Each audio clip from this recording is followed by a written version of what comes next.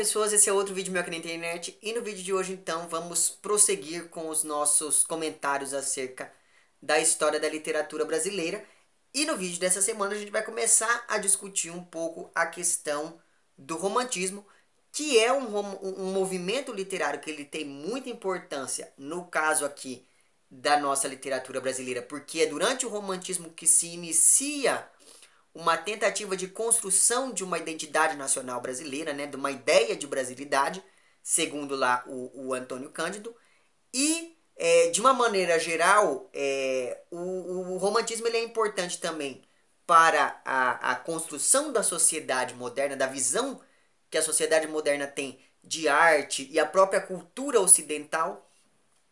Ela é inaugurada a partir do momento em que os românticos eles passam a trabalhar com uma nova sensibilidade cultural graças à ruptura com a questão da arte clássica, como a gente vai ver aqui nesse vídeo.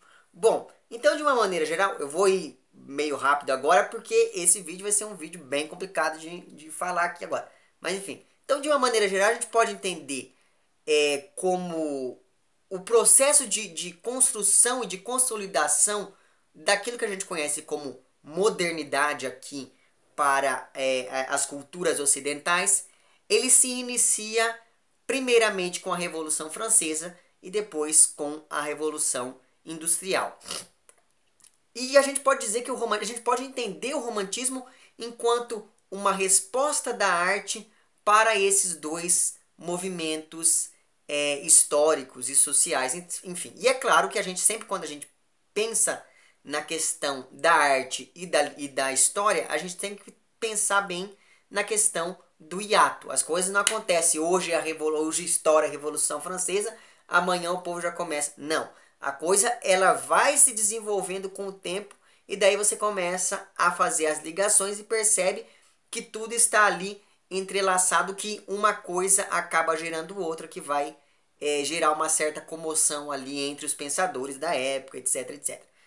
E durante o período ali que se estende da Revolução Francesa à Revolução Industrial sobretudo, marca também a consolidação do capitalismo e, através da consolidação do capitalismo, o surgimento de uma nova classe social, que é lá o surgimento da burguesia.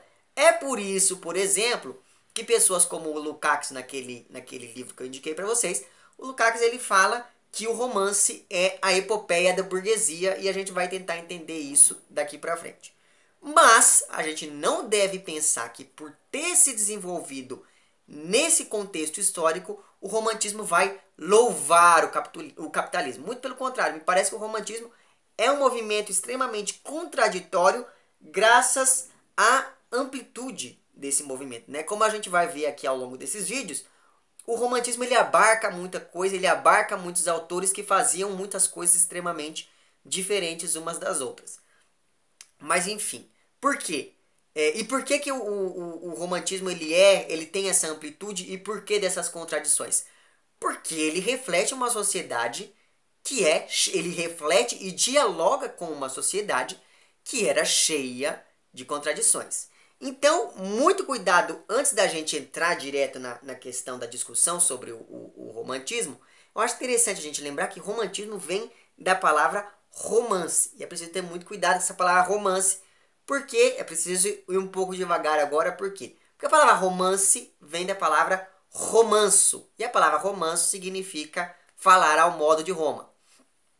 E a palavra romanço, ela se liga ao momento de formação dos países europeus e, consequentemente, da queda do Império Romano. O Império Romano ele tinha uma técnica de dominar os povos ali muito curiosa e era muito diferente da técnica portuguesa, por exemplo, que é o quê? É o de dominar o povo sem apagar a sua cultura ou sem apagar a sua língua. Né? Então perceba que a única coisa que eles exigiam ali, eles impunham o latim enquanto língua oficial. Então as pessoas elas não paravam de falar a língua que elas já falavam. E daí o que acontece? Com o tempo houve uma mistura entre o latim e a língua daqueles determinados povos que viviam ali naqueles determinados lugares conquistados pelos romanos. Daí, da junção entre o latim e esses outros idiomas, surge aquilo que a gente conhece como línguas neolatinas ou línguas românicas. Então perceba que nesse sentido, então, a palavra romance, ela já traz toda essa conotação histórica de você tentar entender e refletir sobre o processo de formação da língua, do idioma, e que vai ser uma coisa muito importante. Por exemplo, aqui no Brasil, isso vai ser de uma importância fundamental ao longo de todo o século XIX, tanto que várias pessoas ali chegaram até a querer implantar o tupi como língua nacional em contraponto do português, que é lá a língua do colonizador. Mas enfim, claro que isso acabou não dando certo. Mas enfim, só na Idade Média, então, é que a palavra romance vai ganhar uma conotação literária quando ela é associada às novelas de cavalaria. Né? Isso na Idade Média. Aí vai no século XVII, o romance, o termo romance, ele vai se ligar a toda a ideia do universo medieval. Então, quando você falava em romance no século XVII, você falava de um texto que dialogava com a cultura medieval, ou que mostrava alguns aspectos da cultura medieval por meio, é claro, de recursos estilísticos e estéticos próprios da literatura. Aí no século XVIII, que é o que nos interessa aqui, há uma nova disposição do conceito lá na Alemanha, ou naquilo que se tornaria posteriormente a Alemanha, e essa nova disposição do conceito romance, ela vai se contrapor à arte clássica, e é isso que é a coisa mais importante aqui para nós nesse momento. Então, de uma maneira geral, o romantismo ele é um movimento cultural, não apenas artístico ou literário, mas um movimento cultural que ele vai nascer principalmente em 3 lugares, com uma força terrível na Alemanha e na Inglaterra, e em menor escala, mas ainda assim ele vai se desenvolver bastante na França. Então a Inglaterra ela é muito importante para a nossa discussão aqui, porque a Inglaterra ela vai ser o berço da Revolução Industrial e, consequentemente, o berço da burguesia. O que acontece? Acontece que essa burguesia queria se ver representada dentro da literatura, e é aí que você começa a articular o gênero romance, o gênero romance enquanto o romance enquanto gênero literário mesmo, e não só enquanto escola literária. Por quê? Porque até então o que se fazia lá era a arte que se ligava aos pressupostos clássicos. E a arte clássica, ela dialogava bastante com a aristocracia por conta da questão toda lá do diálogo com a tradição. Por quê? Porque a aristocracia tinha um amplo conhecimento cultural, a aristocracia tinha uma sofisticação cultural que a permitia depreender os significados lá totalmente complexos da arte clássica. Então você perceba que para você entender um texto da arte clássica, você precisava, no mínimo, saber um pouco sobre mitologia grega, sobre grego, porque você não tinha a LPM que fazia essas edições maravilhosas. Não, você não tinha nada disso. Então você tinha que ter um domínio da língua para você poder saber ali. Acontece que o domínio da língua não era uma coisa fácil, sobretudo para essa classe social que estava em ascensão, que era a burguesia. A partir da demanda da burguesia de querer se ver representada na literatura, é que você começa a articulação do romance enquanto gênero literário. Então os ingleses eles são importantes tanto porque é na Inglaterra que se articula essa questão social que vai dar fomento aí ao romantismo e ao próprio romance enquanto gênero, mas também porque os ingleses eles fazem uma diferenciação que é uma diferenciação no mínimo curiosa. Eles diferenciam 2 tipos de texto. Eles diferenciam o romance, que é um texto ligado a um gênero de fantasia, que é ligado lá ao universo medieval, e eles diferenciam esse termo romance de um termo novo que é o novel, que é uma narrativa em prosa, que é aquilo que a gente conhece hoje como romance moderno, porque o novel dos ingleses é aquele tipo de narrativa que vai se aproximar da realidade social presente. mas não só se aproximar dessa realidade social presente, mas também ele é um tipo de texto que tenta descrever as tensões sociais dessa comunidade moderna, as tensões sociais da sociedade, claro, essas tensões sociais da sociedade moderna. E perceba como isso gera um contraponto com a questão do clássico. Por quê? Porque a questão da literatura clássica tinha toda aquela coisa da sofisticação cultural. Aqui não precisa mais disso. Por quê?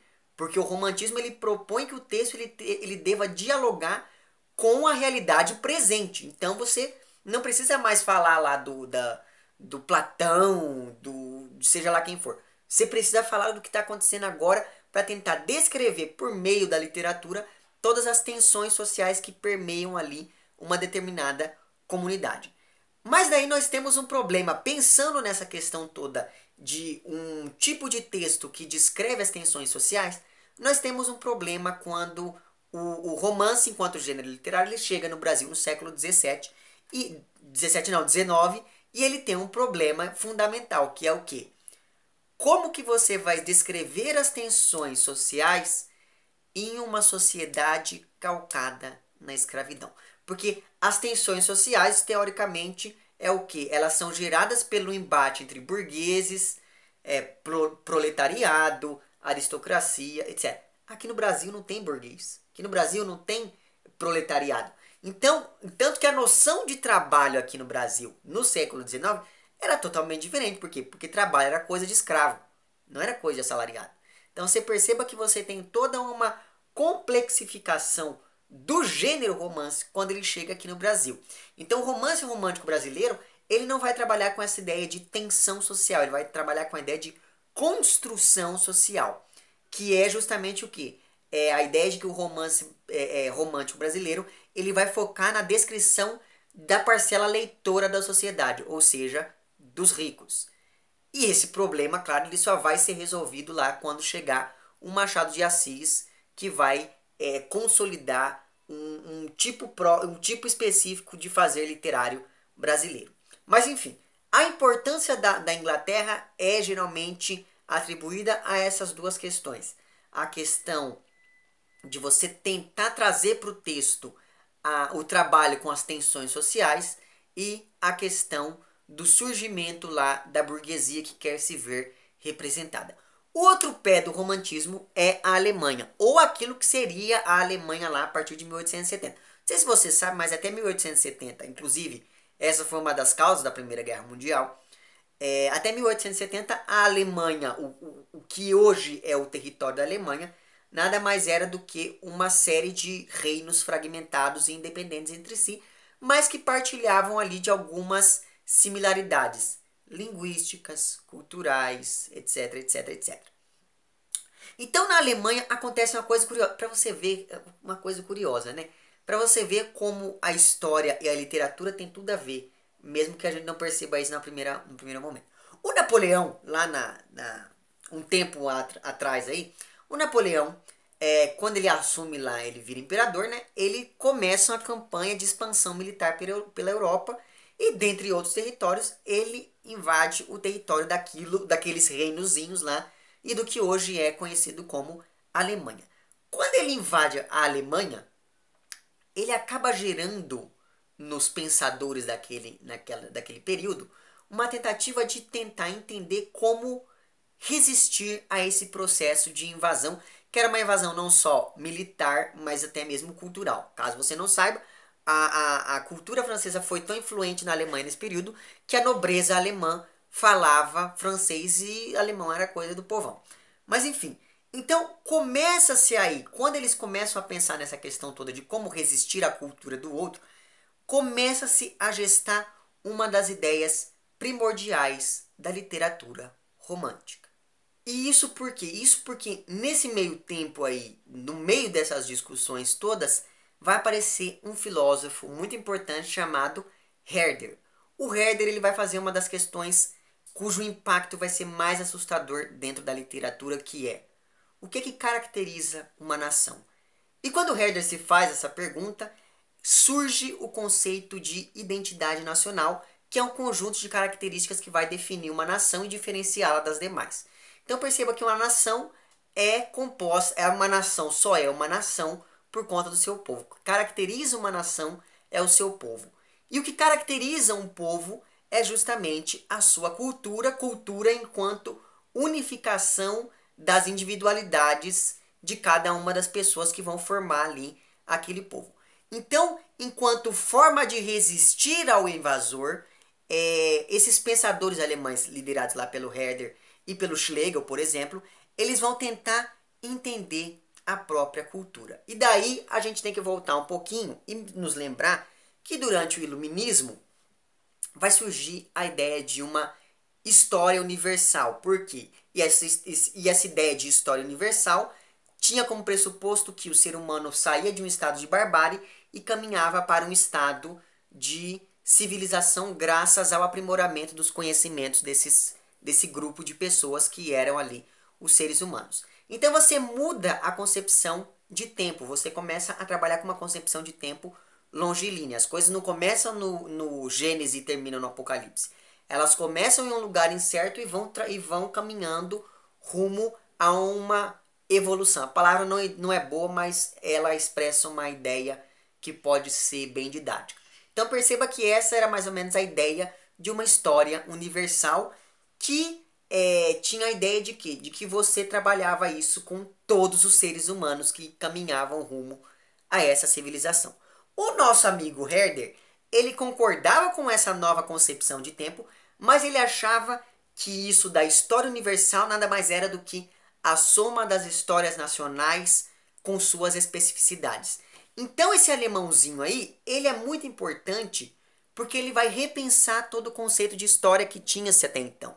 Nessa ideia de história universal não é mais válido, ele começa a trabalhar com as histórias individuais de cada país e é justamente nesse momento que se articula a história enquanto matéria que vai dar na história moderna, etc, etc. Por quê?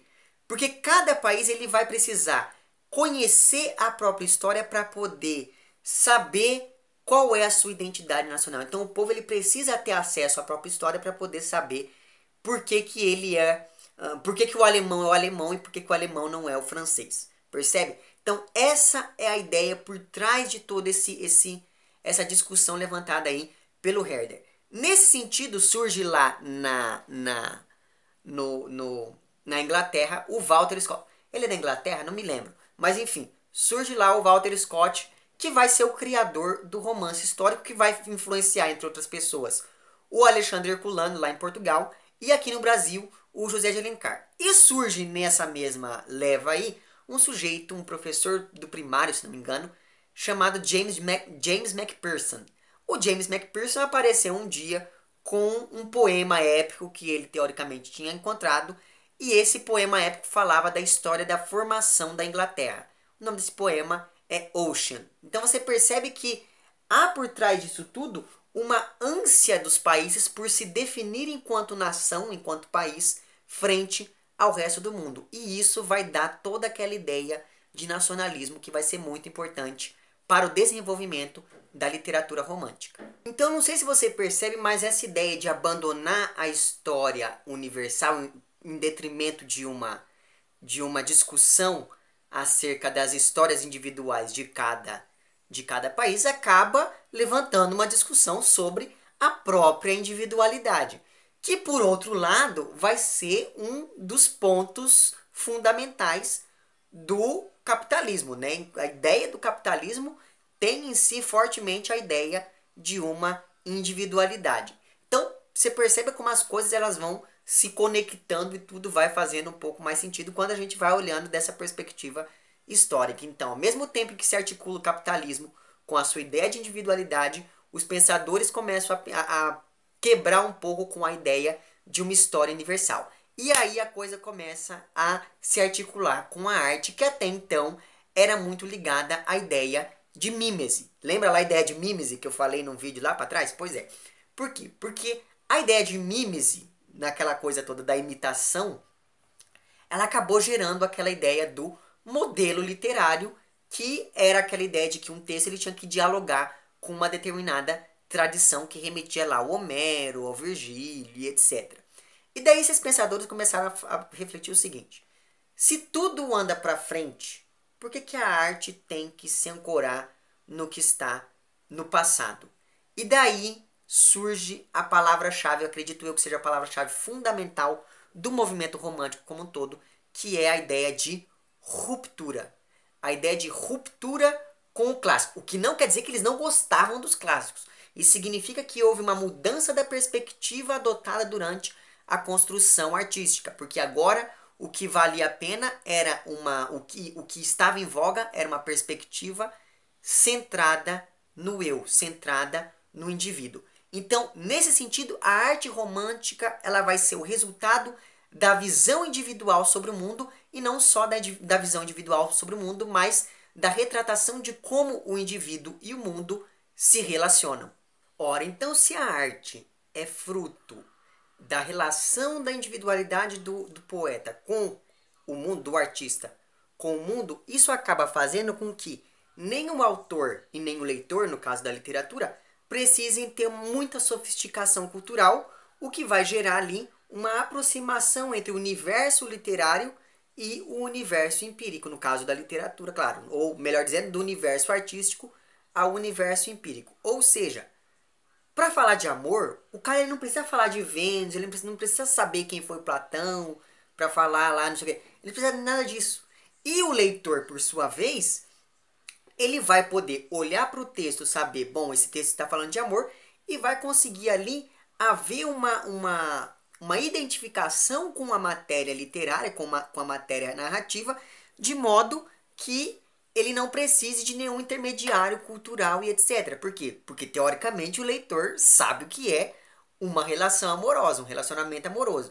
Então, perceba que, a partir do momento em que você quebra com a ideia de um diálogo com uma tradição que se liga lá à cultura clássica, você acaba aproximando o leitor para o seu texto literário, aqui no caso dos românticos, para os poetas, para os poemas ou para os romances, enfim.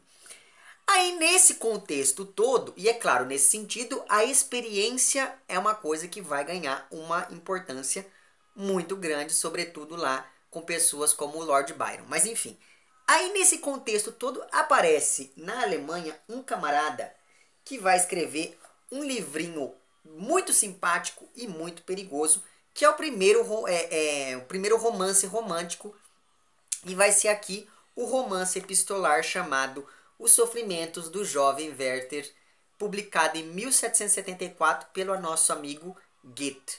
Então a história é basicamente a seguinte: a história de um mocinho burguês chamado Werther, que ele muda de cidade lá tal, e ele começa a escrever uma série de cartas pro amiguinho dele, o Wilhelm, ou em português Guilherme, se não me engano. Mas enfim, daí ele vai escrevendo essas cartinhas, tá, vida, tal, cidadezinha, blá blá blá. Aí aparece a moça na jogada, que é a tal da Charlotte, ou em português, Carlota. E daí, com o aparecimento da moça, você tem o livro ele passa a narrar basicamente o que? O processo de paixão que vai acometendo esse menino e como essa paixão vai pervertendo a sanidade dele. E daí eu volto lá, tem uma poetisa, se não me engano, ela era grega, a Safo, né? A Safo de Lesbos. E a Safo ela tem um versinho lindo que diz: Eros faz o nosso pensamento revirar. Que ela foi, essa Safo ela foi a primeira que introduziu na história da literatura a questão do sofrimento amoroso. E aqui é mais ou menos isso que a gente vai acompanhando aqui, o pensamento desse garoto ficando cada vez mais revirado. Por quê? Como ele é o narrador, a gente tem uma perspectiva unidimensional, ou seja, a gente não sabe se a moça corresponde a esse amor por ele. Provavelmente não corresponde, porque ela tem dois impedimentos. Primeiro, ela está noiva de um rapaz chamado Alfred, e a segunda coisa é que ela é da nobreza e o cara é burguês. Então tem uma diferença, um embate de classes, como eu disse anteriormente para vocês, que é uma coisa bem romântica. E você tem essa questão toda do rapaz apaixonado por essa moça que já é comprometida. O que vai gerar nele um sofrimento amoroso que vai fazer com que ele entre em uma crise existencial tão grande que ele só vai resolver de uma determinada maneira. E aí eu sugiro que você pule aí 1 minuto do vídeo, porque eu vou explicar melhor isso agora, que é, atenção, o rapaz se mata. Então percebe? Ele só encontra resultado. Ele só encontra uma coisa para aplacar o sofrimento dele através da morte. Então ele vai lá e se mata. Esse livro ficou, lembra lá, ele é muito simpático, mas ele é muito perigoso. Porque esse livro foi responsável por uma das maiores febres de suicídio, por uma das maiores ondas de suicídio entre jovens em toda a Europa, naquilo que ficou conhecido como efeito Werther. Então perceba por quê? Porque o rapaz olhava para a descrição que o Werther fazia aqui, da relação dele, havia uma identificação tremenda, e daí o rapaz acabava indo, se enveredando pelo mesmo caminho que o protagonista aqui. Então, para que isso fique claro, eu vou ler um trechinho aqui para que você sinta o drama aí do Werther. O trechinho que eu vou ler é o trecho do dia 30 de agosto. Então, olha o trechinho aqui. Nesse trecho que eu vou ler, ele já está muito doidão pela moça lá. Então, começa o seguinte. Desgraçado, serás louco? Não te iludes a ti próprio? Aonde te conduzirá essa paixão frenética e sem termo? Já não tenho preces a não ser as que lhe dirijo a ela. A minha imaginação só cria e forma a sua imagem. Tudo o que existe em redor de mim só vejo em suas relações com ela, e isso constitui os meus únicos momentos de felicidade, até que eu tenha de me arrancar deles. Então perceba que essa imagem, essa primeira imagem que ele faz aqui é uma imagem muito interessante, porque essa é a imagem da própria paixão. O sujeito apaixonado, para a paixão vem de passion, que também remete ao termo de passivo. A pessoa que está apaixonada é aquela que não consegue se enxergar longe do outro. Ela é totalmente apegada num nível quase que simbiótico ali à pessoa amada. Aí ele prossegue. Ah, Guilherme, para onde me arrasta o coração? Quando sentado junto dela fico 2, 3 horas a contemplar-lhe o gesto, a figura, as atitudes, a extasiar-me na divina expressão de suas palavras, exaltam-se-me aos poucos os sentidos, os olhos se me nublam, os ouvidos mal percebem os sons e sinto como se uma ferina mão me estrangulasse. Meu coração palpita em selvagem compasso, procura respirar o ar que lhe foge e cada vez mais aumenta a sua perturbação. Há momentos, Guilherme, em que não sei se realmente estou no mundo, e se não arrefece a melancolia e Carlota me não concede o misérrimo consolo de lhe banhar em lágrimas as mãos, de quando em quando, sou obrigado a partir, a fugir, a vagar, como um insano pelos campos, a escalar rochedos escarpados, e então, consciente do meu prazer em me talhar um caminho na floresta ínvia, em me ferir, dilacerar-me nos espinhos das impérvias sebes que atravesso. Assim me sinto um pouco melhor, um pouco. Então você percebe que essa última imagem também é uma imagem interessante, porque tem gente que bebe, tem gente que come, tem gente que fuma, e o cara se corta nos espinhos aqui, quando não está junto da moça lá. Quando em meio do caminho o cansaço e a sede me dominam, deixo-me ficar no chão, prostrado, exânime, caído, cercado só da noite. Ou então, se a lua cheia no alto do firmamento brilha sobre a minha cabeça, sento-me em cima de um tronco rasteiro de árvore e consigo um sossego exângue e dolorido. Ah, Guilherme, o latíbulo ermo de uma cela, a híspida estaminha do burel, o rigor do silício ser-me-iam refrigérios a que minha alma aspira. Adeus, para essa desventura não vejo outro fim, senão a morte. Então você percebe que nesse trecho que eu acabei de ler, ele já faz essa ideia toda do apaixonado que sofre quando está longe da mulher amada e que vê como única solução para o interromper do sofrimento a morte. Então, depois desse trechinho aí, tá, ele vai enlouquecendo, vai tramando o próprio suicídio e daí ele vai, escreve uma carta, aquela coisa bem romântica de suicídio mesmo, blá blá blá, escreve a carta para a mocinha. Aí ele pega um livro de poemas e se mata. O livro de poemas que ele pega é o Ocean, daquele cara lá do Macpherson que escreveu lá, que falou que tinha encontrado um poema épico, não sei o que.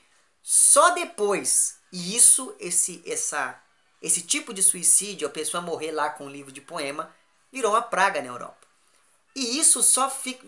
O que aconteceu depois dessa polêmica toda é que descobriram que o poema lá do Macpherson era uma fraude, que ele, na verdade, é que tinha escrito o poema. Então eu imagino que você, a essa altura da vida, já deva ter ali sentido paixão por alguém. E daí você passa por todo esse processo aqui que ele falou. Você está com a pessoa, passa 3, 4 horas, você fala, nossa, mas parece que não passou nada, né? Percebe? Isso é algo normal, mas que aparece pela primeira vez na literatura de uma maneira explícita. E isso tem uma força tão grande que as pessoas se relacionam com isso e acabam seguindo aqui os passos do personagem. Então a pessoa não precisa saber quem foi Vênus, quem foi o Platão. A pessoa precisa ter passado pela dor da paixão, que é uma dor fenomenal, né, que hoje em dia está sendo substituída por causa da técnica lá de você pegar. Então quando você pega alguém, você sexualiza a relação, o que é uma coisa boa porque você se resguarda. Mas daí tem a coisa ruim porque o sofrimento amoroso, que é muito interessante, quer dizer, claro, quando você está sofrendo é uma desgraça, né?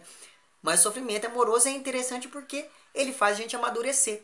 Então perceba que a pessoa não precisa saber quem foi Homero. A pessoa precisa ter amado para se identificar com isso daqui. E é justamente esse é o ponto de maior importância dentro da escola romântica. Então perceba a complexidade do movimento romântico. De um lado você tem todo um ideal nacionalista lá pelo Herder e pelo Schlegel posteriormente, e de outro você tem essa questão de um sujeito tentando trabalhar esteticamente a individualidade de modo a se contrapor lá a técnica clássica, né? A arte clássica. Então o grande problema do romantismo, como eu disse no meu vídeo lá das indicações de leitura, o grande problema é que o romantismo ele não é uma coisa só. Ele é várias coisas que estão postas ali em um mesmo período. Ainda assim, existem aí pelo menos 6 características que são bem interessantes para que você possa compreender bem o que é o romantismo. Vamos a elas então. Então, só agora, no fim do vídeo, é que eu percebi que a câmera estava filmando quase o teto e eu aqui falando pro vento praticamente. Mas enfim, agora vai ficar assim porque afinal de contas dá pra ver minha cara mesmo assim. O que eu tava falando mesmo? Ah, sim. Então, eu tava falando pra vocês que o romantismo ele é muito complicado de você tentar explicar o que é o romantismo, justamente porque como o romantismo foi um movimento artístico e cultural muito amplo, é muito complicado você escolher uma definição para poder seguir, porque sempre vai ter aquela pessoa que vai levantar o dedo e vai falar assim, tá, mas tal autor fazia aquela outra coisa e ele também é um autor romântico. Então perceba que por ser um movimento extremamente amplo, é bem complicado de você tentar definir exatamente o que é o romantismo, se é que a gente pode falar de um romantismo só e não de romantismos, porque tem um romantismo, o romantismo, por exemplo, que nasce na Alemanha é muito diferente do romantismo inglês, que é muito diferente do romantismo francês, que é muito diferente do romantismo russo, por exemplo. Mas enfim, de uma maneira geral, o que a gente pode observar em todas essas, em todos esses romantismos nacionais, digamos assim, é a presença de alguns elementos que sempre vão estar ali presentes em determinados textos. São eles, por exemplo, a ideia de que a experiência pessoal do poeta é elemento fundamental na construção artística. Isso vai ficar claro com figuras como, por exemplo, o Lord Byron, né, lá da literatura inglesa, o Álvares de Azevedo, aqui do nosso ultra-romantismo, não é? Inclusive tem uma história engraçada. Tem um cara chamado Casimiro de Abreu, né? Um escritor chamado Casimiro de Abreu. Tem uma carta, eu não lembro agora para quem que ele envia aquela carta. Mas tem uma carta que ele envia pro amigo falando, nossa, minha vida tá uma desgraça porque eu tenho muita saúde. Que é aquela ideia de que o cara ele precisava estar doente para poder escrever ali sobre aquela determinada doença ou pelo menos vivenciar um pouco dela para poder ali ter o que criar do ponto de vista literário. Então perceba que essa ideia da experiência é uma ideia muito importante e que vai vigorar até lá o modernismo, né, os modernos, quando vem pessoas como, por exemplo, o Fernando Pessoa e diz que o poeta é o fingidor. Percebe que isso é uma coisa que vai totalmente de encontro a essa ideia romântica. Mas enfim, esse é um ponto importante. Outro ponto importante, e talvez o ponto mais importante do romantismo de uma maneira geral, é a ideia da ruptura com a tradição. Se não uma ruptura estética, uma ruptura temática. Aqui no Brasil que a gente vai ter uma ruptura estética, uma vez que o romantismo brasileiro ele desenvolve os temas que foram trabalhados lá durante o arcadismo, então a gente tem esse diferencial aqui também. Mas enfim, a ruptura com a arte clássica, a experiência enquanto elemento importante para a construção artística, a relação com o passado para tentar reconstruir a história e fundamentar uma ideia de identidade nacional, o aparecimento aí dentro do texto poético e do texto, enfim, o aparecimento de elementos que remetem à subjetividade do eu lírico, do autor, enfim, uma ideia de relação do indivíduo com o mundo, e dessa relação do indivíduo com o mundo sempre resultam duas coisas possíveis. A primeira delas, e mais fácil de explicar, é a questão de que o sujeito ele se relaciona com o mundo e tenta mudar aquela realidade, e daí nasce o romance social, como por exemplo é o caso do Victor Hugo. Ou então o eu lírico, o indivíduo, ele se relaciona com o mundo e a partir dessa relação com o mundo ele tenta fugir da realidade. Para fugir da realidade existem uma série de critérios. Ele pode se refugiar no passado, e daí você tem uma ideia do romance histórico, por exemplo, que ele pode se refugiar em um passado coletivo da sua nação, em um passado individual, que é aquela ideia do romance sobre crianças, esse tipo de coisa. Ele pode se refugiar na loucura, grande parte dos personagens românticos enlouquecem, não é? Ou ele pode se refugiar na morte. Então perceba que tudo isso é o resultado de um embate entre o eu lírico e o mundo, entre o indivíduo e o mundo.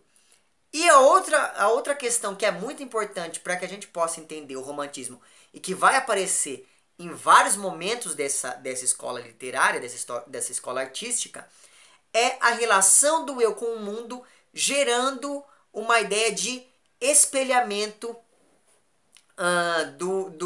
dos estados de espírito do eu lírico no mundo. Então, se o cara tá triste, chove. Se o cara tá alegre, faz sol. Então percebe? É aquela ideia de que, enquanto no arcadismo a gente tem aquela noção de um locus a menos, durante o romantismo vai surgir um outro termo aí, que é o locus horrendus, que aí você tem toda aquela ideia toda do romance gótico, aquela coisa mais obscura, etc. Por quê?